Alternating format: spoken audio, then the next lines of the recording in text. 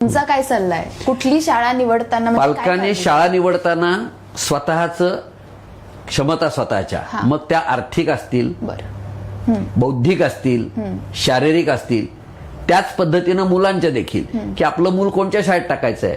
खूप चांगली शाळा आहे, आपल्या स्टेटसला असा विचार न करता मुलाच्या बौद्धिक दृष्टीने कसा विकास होईल याचा विचार करावा. त्याला काय शिकता येईल, शाळेची फी चांगली आहे का शाळेची बिल्डिंग चांगली आहे. म्हणजे खूप फी आहे, बिल्डिंग चांगली आहे, याच्यापेक्षा शाळेत शिकवणारे शिक्षक कसे आहेत, ते मुलांना काय देणार आहेत, आणि आपला मुलगा त्या वातावरणात गेल्यानंतर त्याचा सहभाग, तिथला एकमेकांचा संवाद कसा असेल, त्याला ते पेलणार आहे का.